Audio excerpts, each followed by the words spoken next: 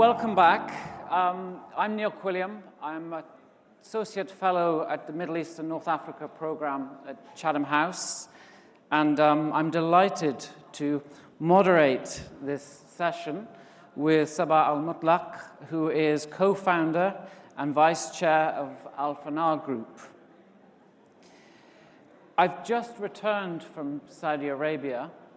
I came back yesterday and had the pleasure of visiting Alfanar Industrial City, and I spent a good 6 hours looking at the factories, meeting your colleagues, really understanding, the operation and the size of the operation. So I've done a lot of preparation for this conversation. I'd like to sort of differentiate the conversation into three parts. First, I'd really like you maybe just to talk about Alfanar and tell us a little bit about its history, where it's come from. We all like a good story. I think humans and humanity is drawn together from storytelling. Okay. So I'm going to ask you that. Then we'll have another chat I want to ask you a little bit after on philosophy.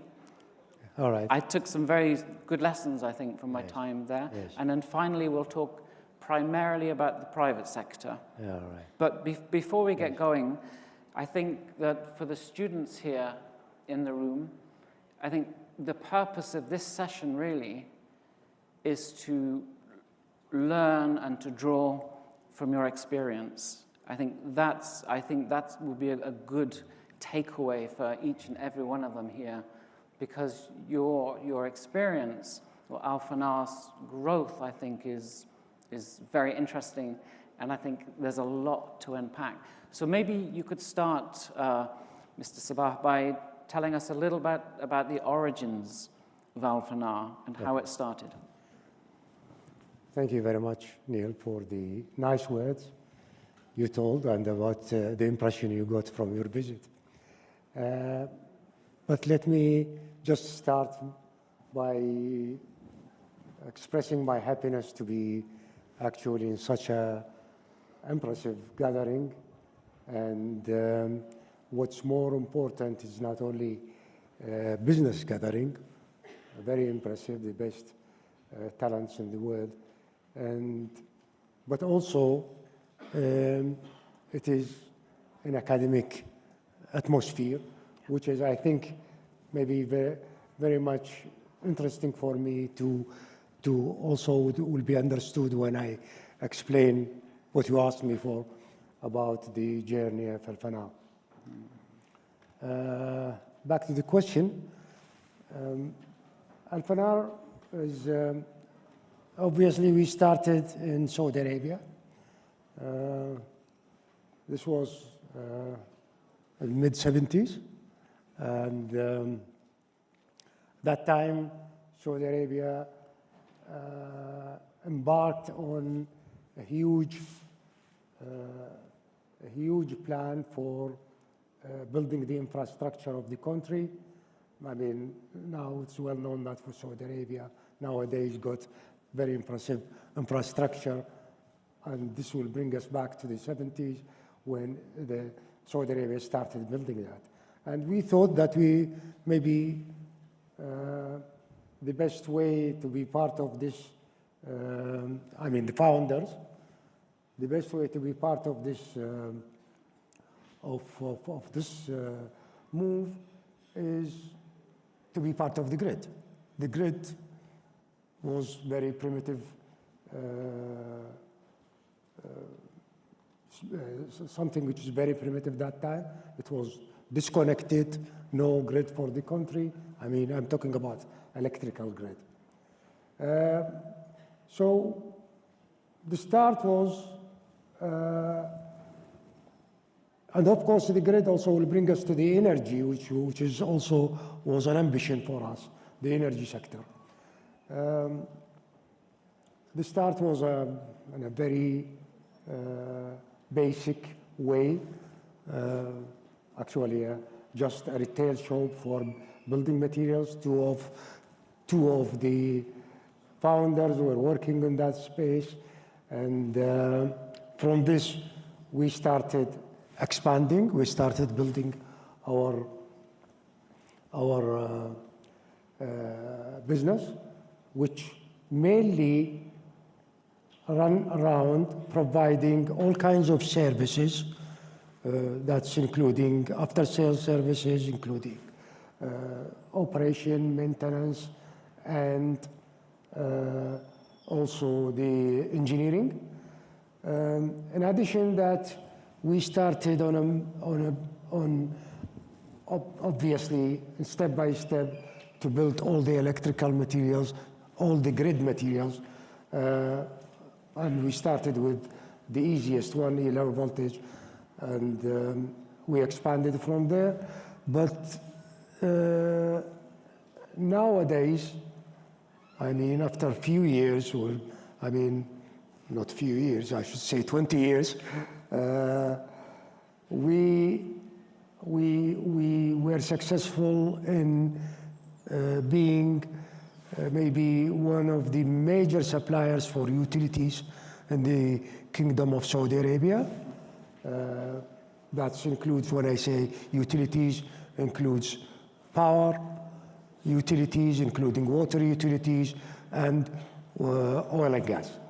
We supply materials, which is, we manufacture materials which is related to high voltage, low voltage, medium voltage, and all the aspects of the grid.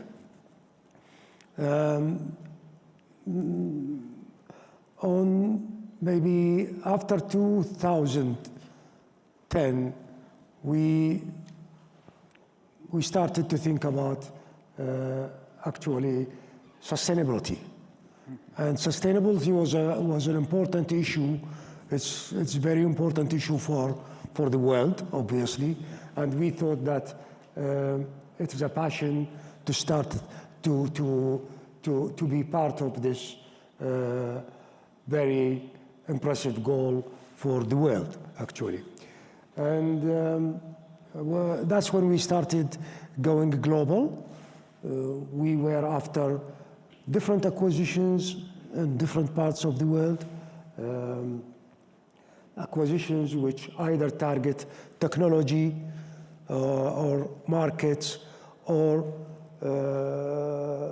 going to the sustainability projects in a more mature regulatory base in different countries. Nowadays, Alfanar is present in possibly more than 20 countries, different countries, and mainly in Europe and India and in the Middle East. That's the. However, on the other side, which was something which we are very proud of, that we are a Saudi company and from the Middle East, and we established technology and R&D centers in different parts of the world.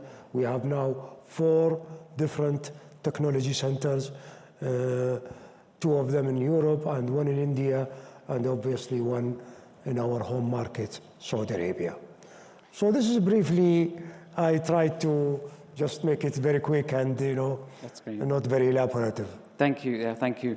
I'll come back to some of the projects outside of the kingdom. But I have 2 sort of follow-up questions. When you started the company, I mean, did you have to use the word vision, did you have a vision or an idea of where you wanted to go? And was it to grow as big and as fast as you have? And then a second question is, in putting the company together in the beginning, did you have an underlying philosophy? Was there something that was driving you from another place? Yes. Yeah, well, I would like to say that I'm privileged to be within the academia sector also, specifically, in order to have a chance to talk about what are the drivers for business.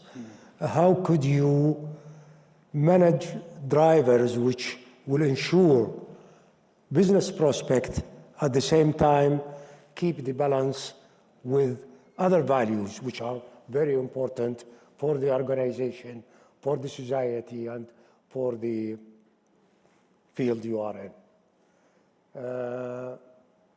I have to say, of course, being a private company, like any other private business, the growth is one of the very important aspects of doing business. And for obvious reason, I don't need to elaborate on that. But on the other side, I mean, if growth would not be, if the, how do you call it, your desire for growth will not be regulated by values within the company, within the structure of the organization, you might endanger quite few things which will even limit the growth. In the sense, it might create the wrong culture with the company, within the company. You might find yourself in a situation that your capability of attracting the best possible human resources and talents will be affected.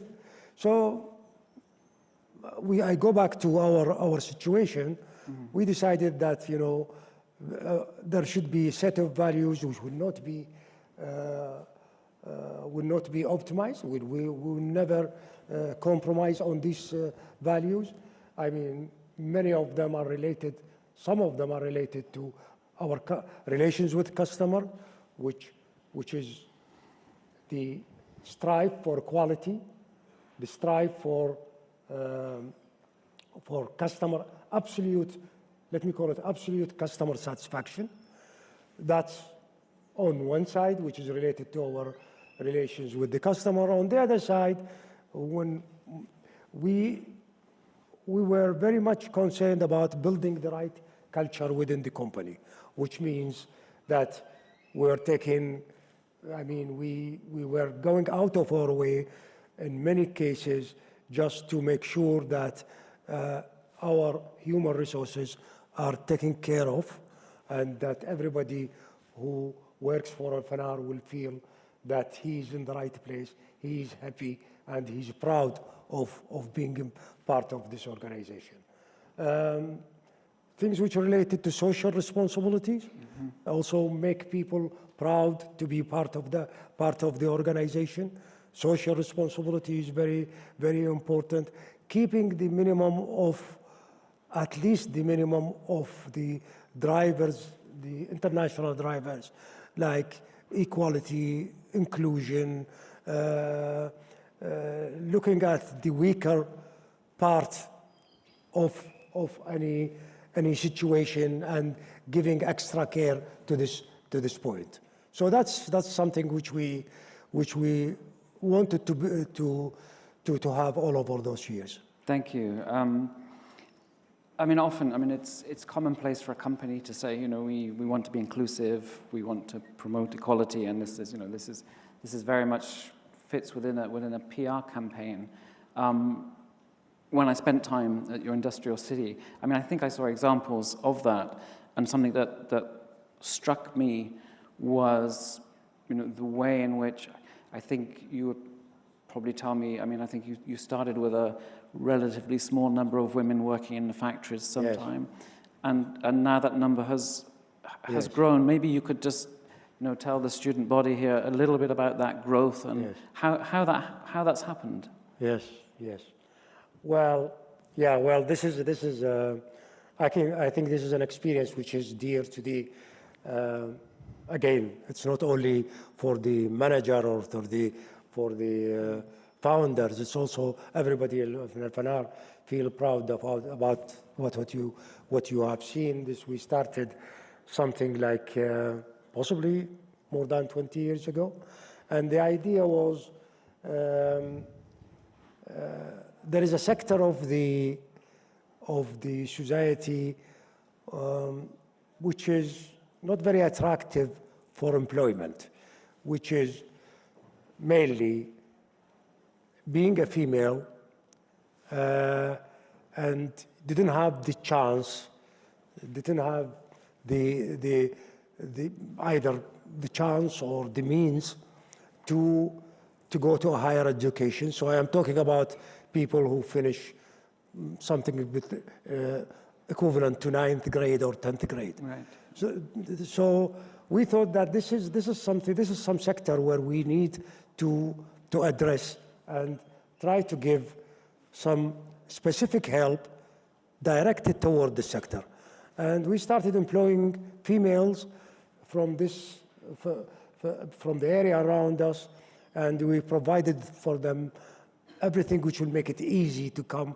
I mean, they don't need car. We arrange transport, we arrange, meals, we arrange everything so that she can find the employment very easy. She will come and, do her work and get a certain, get an income at the end of the month, which will make herself, of course, this will give her, how do you call it, a position within the family. So that's what happened. And I think it was a good experience, and we felt the impact of that. Not only, I mean, now, just for information, we reach from 8, maybe it was 20 years ago, now we employ on this about 800, or which is going to be even more. And during this period also, it's not only work. We provided them with training, basic training, education beyond whatever they got in the school. And you won't believe it, Neil, that we have, out of that, we benefited a lot by discovering talent, much of talent within this sector. I mean, they were so thirsty to learn few things, to advance, and some of them, by the way, they reach managerial levels within the organization. Obviously, they left the shop floor, so that's one of the things. So this is some experience. We feel proud about it, and again, this enhanced the presence of a solid culture within the company. 800, I mean, that's a lot of buses that you use every day. I mean, every single woman is transported. I think there are 12 women in a bus, and it picks them up from home and drops them. That's a very big operation. Yeah, so that's, yeah. That's really something. Could you also, whilst we're just focusing on this, maybe just tell us a little bit about, I mean, the land that the industrial city is built on. I mean, there was nothing. Yes. There was nothing there, was there before? Yeah. Well, yes, that's true. I think you visited there. Yes. Yeah. No, I saw. Yeah. Well, this is one of the things which we thought at a certain point of time, whether we in Saudi Arabia and many different places in the Gulf, in the Gulf region, I mean, industry and entrepreneurs wait for the government to give them piece of land to do their projects, and this might mean waiting for maybe and delaying your projects for something like maybe many years, waiting for the government to give you that. In our case, we thought that maybe we need to do something different. We went into, obviously with the help of financial institutions, but this was quite a big risk that time. We were not very big as we are. And then now we built our own industrial area. That time it was maybe the biggest private-owned industrial area, which was about 700,000 square meter, almost 8 million square feet. And we built all our industries. Now it is, I mean, within a short period of time, we were capable of, producing maybe or producing manufacturing units more than 14 maybe you visited some of them. Yes, yes. And this was also actually another aspect of this industrial area is that we utilize it to the last drop, as they say, at the COVID time, when we decided that this is going to be a colony which is closed because we don't want to stop working, and we made it like, and we were able to protect ourselves against and our workers for something like maybe 5 or 6 months, which was good for us to continue production until the crisis eased a little bit. Right. Yes. I mean, I spoke to some of your colleagues there who were very proud to say, they lived on campus or lived in the city for at least a 3-month period. Everyone was just living and being part of the workforce continuously. So yes, people were living there actually. Yes. Yeah, living there, and if including the managers. And if somebody will miss his family and would like to go out, that's okay, but he cannot come back. So, I mean, you founded the business, you had this vision, your commitment was, this is private sector, we're going to buy our own land, we're going to build out. And you've had this phenomenal growth, but I mean, your order books must be really full at the moment with all the work in the kingdom. I do want to talk about the other countries, but all that work going on that we've seen in the presentations. I mean, are you operating at capacity now? Is there room for growth, or I mean, how do you manage that continuous flow of orders coming from for your products, for your engineering, for your construction, for the infrastructure?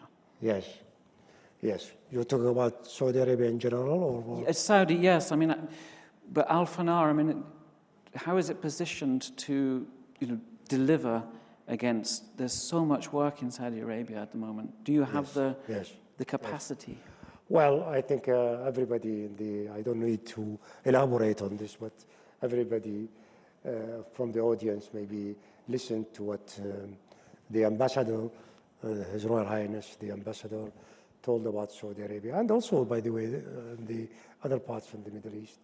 And also from NEOM, this is very impressive. And if you take into consideration, it's not only NEOM, it's at least maybe 7, 8 other mega projects in Saudi Arabia going at the same time, everywhere. So to name it, you find it Diriyah, you find it in Asir, it's everywhere, in the holy places.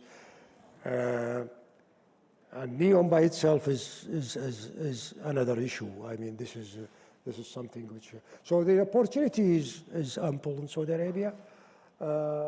We are busy. I mean, like many people in Saudi Arabia, but I think for the audience, Saudi Arabia is an excellent opportunity, represents excellent opportunity now for developing projects, investment, and it's the right time also to do some investment. Many of those entities, they are opening now the door for investment, like Mr. Nadmi mentioned now in his speech. It is an impressive scene in Saudi Arabia now. You have to take into consideration that you have to be patient in order to know the local rules, in order to know that. But now obviously, I think the comers to Saudi Arabia now, they are very lucky because everything is getting easier, is getting much simpler to start the operation, including visas, by the way. Yes. Now visas, you can get it electronically, and so that's as for us, we Alfanar now. Yes, you are right. We are very busy, but we'd like to balance how busy we are on different sectors. The sustainability is taking a good part of our effort and investment.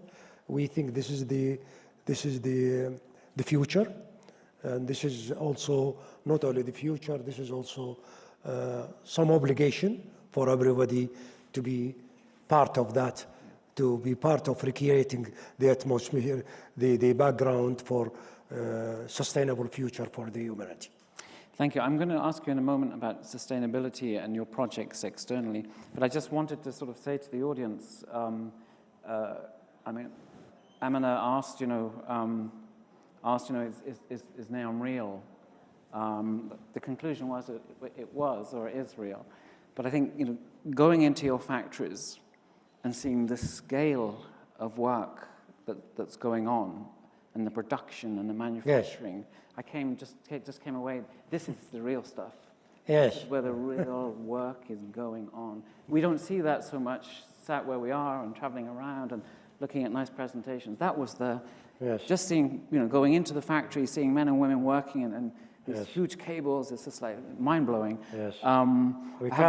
We can't afford it to stop even for 1 minute. So, absolutely. So that's the real part that we don't necessarily see. It's the nitty-gritty thing on a day-to-day basis. Yes. You've mentioned the word sustainability a few times, and perhaps you could share with us about the sustainability projects that you have outside the kingdom. Yes. Particularly in terms of solar. Yes. And wind. I know you're engaged and yes. involved. And again, maybe you could just refresh our memory. Why sustainability has been important to Alfanar for a long time? Yes. Well, actually, sustainability, I mean, it's a good part of it is power. And being in the power sector, of course, I mean, this was the nearest to our, power sector is quite a good introduction to sustainability, or the other way around, to introduce sustainability to the power sector. So we felt we are well positioned to make some change, because being in the power sector, and we on the other side also, Alfanar, this is one part of what we call it the values, but it is a business value that we would like to control our destiny. We would like to acquire technology, go deep in seldom we go horizontal. We always go vertical, go deep in whatever we are doing. So sustainability was a big issue for technology and knowledge. And that's what we have done, starting maybe 2013, 14, where we started to look for areas where is a bit of mature set of regulations which will enable us to invest safely in the sustainability. Or let me put it like this, relatively safely. And that's where we started. We started in India, and mainly India. This was our start in India and Spain, and obviously also in the UK. In the UK, it took another direction where we were involved in producing sustainable aviation fuel from waste, actually, from municipality waste. We are very proud that we are one of the first few players playing an important role now in the UK in the future project for producing SAF. And also, I think it is a project. I mean, ourselves and other people who are developing the SAF now, I think they are coming at the right time, especially after the mandate which was dictated by the UK for themselves for 2030. We wish such a mandate will come also to the Middle East, which might bring quite a change to the sustainability scene. I was going to ask that question actually, because I know the UK is delighted that that you have this this operation here in the United Kingdom, and would you be taking it back at some point to Saudi Arabia or elsewhere in the region? Yeah, well, yes, of course. I mean, we are working on that. I mean, okay, let me say, not only Saudi Arabia, the Middle East in general. Mm-hmm. Yes, it's quite a market for that. You know that, for instance, I mean, sustainable aviation fuel is needed, I mean, everywhere because, I mean, these airplanes, they are coming and going everywhere. So you need to be part of the, it is maybe one of the few products which is needed across countries.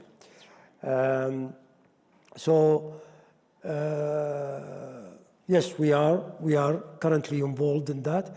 But however, I have to say that we are looking forward that there will be enough regulations put in place in the Middle East in general to allow for, how do you call it, safe journey of investment in the field. That's what. Okay, thank you. Can I ask, really, as a private sector company, what are some of the sort of the greater challenges that you face? I mean, either whether it's in the kingdom or whether that's in Spain or India. What are the big challenges that you face? Challenge? Yes, as a private sector company. Yeah. Well, I mean, one of the first challenges is obviously geopolitics. That's, I mean, for us in the business, this is something which we have no say about that. But at the same time, it's going to be crippling. Yes, absolutely. That's the sad facts of life. But the other challenges, of course, what's happening now, for instance, I think COVID or post-COVID changes, which everybody is hopeful that this is not going to continue. Mm-hmm. I'm sure that also it created some opportunities, especially in the energy sector for some people. Yeah. But I guess this is on the long run, maybe it's not something which was going to be advantageous for our field. Here, I mean, in Europe, of course, always this change of attitude and governments, which might mean sometimes you have to go back and start from the beginning. Yes, absolutely. What about the workforce? Is there we've heard that there's this quest to bring talent into the kingdom. Is that something that presents a challenge? Getting talent into your industry? Well, the kingdom, this is a challenge, and at the same time, I think it's an opportunity. Now with the huge projects, I think we are briefed about in Saudi Arabia, there is quite a pressure on getting talent. Talent is not available. But at the same time, you look at Saudi Arabia. Saudi Arabia is good part of the majority is very young population. So I think on the other side, there is also, and we feel it now, is that there is also quite a responsibility on the private sector, on the people who are working, on the companies who are working in Saudi Arabia, to provide new capacities, new training, to speed up the process for training of those young people, this young generation. This could be part of the answer to the lack of free technical resources. We started this ourselves since some time, and we have seen actually very good results out of that. Obviously, you have to be patient. You cannot satisfy requirement immediately. Things will get ripe after 2 years, but that's life. You have to be patient. Absolutely, absolutely. So would you say that you take a long-term view on on developing your business and your business plans? And I mean, at the moment, I spend a lot of time in the kingdom, and things have to be done very, very quickly. It's like, give me this tomorrow. But you're Yes. I get the impression you're more strategic, or you're. Yeah, but by the way, we are very quick. I mean, Right. we are very well known, and Alfanar is very well known for capability of meeting very tough timelines and demands. This is in Saudi Arabia now. It's getting very common. I mean, Saudi Arabia installed 10 million smart meters in smart homes within a year, which is, something maybe outside China. Nobody heard about that. Yeah. And if you remember that this year also was 2020. So, which is the heat, the peak of the COVID. So this is also, this represents typical challenge sometimes in the project in Saudi Arabia. We are very proud that we have done 50% of this 10 millions, which is mainly the eastern and central area of Saudi Arabia. And that's, by the way, it's not only smart meters, it's smart meters with state-of-the-art connectivity, with state-of-the-art also data processing and reporting. So this was quite, as I said, 2020 was, even air freight was very difficult. So yes, sometimes you need to be very quick, but at the same time you have to balance. I mean, the best of things will come only with time. I mean, that's very well known. Right. I mean, you've spoken, several times about values, and I think it's just from visiting. I think it's very clear that values seem to be, an important part. But were I a business student sat out there now, I might just think, well, actually, I want to, the bottom line is my profit. I need to serve my shareholders, or I need to make as much money as possible. If you put values, as a second or third priority, are you not compromising the ability of the business to maximize its profits? Well, yes and no. Sometimes sticking to your values possibly could cost you a growth, some opportunity for growth. So if you put for yourself that certain specific sector you don't want to be in because of ethical reasons, obviously you are going to lose this opportunity. Right. If you spend a good sum of money on making sure that your values are being implemented, obviously this might, one way or on the short term, influence your balance sheet. But I think at the end, this will pay. This will pay in maybe in very surprising way at the end, also in financial terms. Also in financials, because this will create trust, this will create employees who trust you, who trust that they are in the right place and with the right people. This will also make your customers value your word. So, I mean, you have to be at the end, don't look at the immediate thing, which is maybe, okay, I lost this contract because it's not for me ethically, but this will pay at the end. This will pay. So it's a long term again. It's thinking about that long term. I mean, just reflecting on that a little bit. I mean, could you tell us a little bit about, in the industrial city, the workforce, the numbers that you have working there. Yes. Because I mean, it's an impressive number, I think. Yes.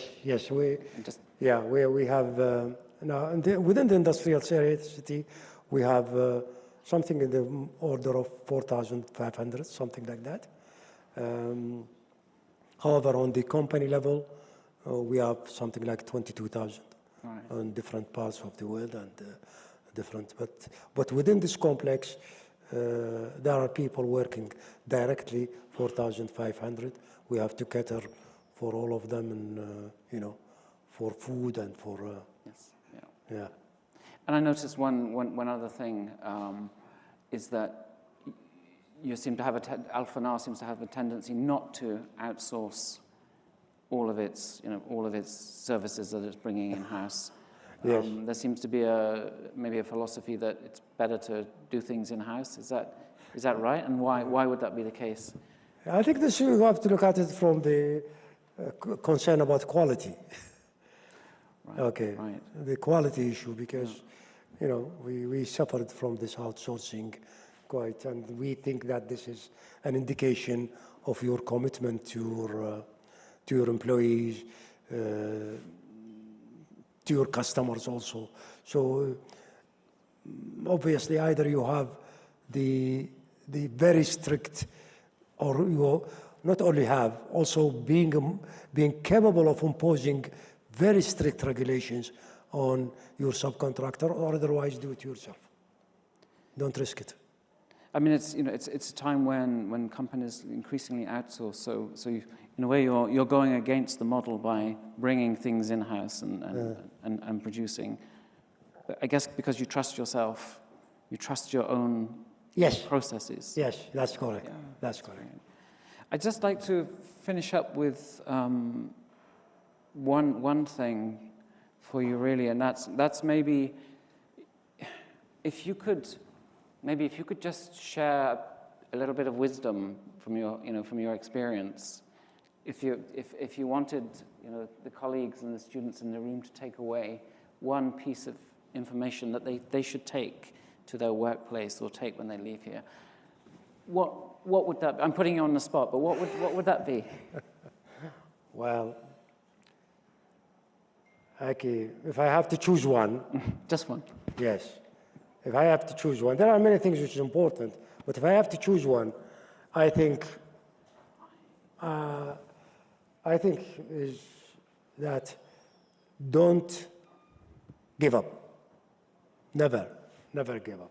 I mean, I spent a few minutes telling the rosy parts about our journey and how started in 70s and maybe 2012 we were in 20 different countries. Now, this is the rosy part, but of course within this you have really tough times.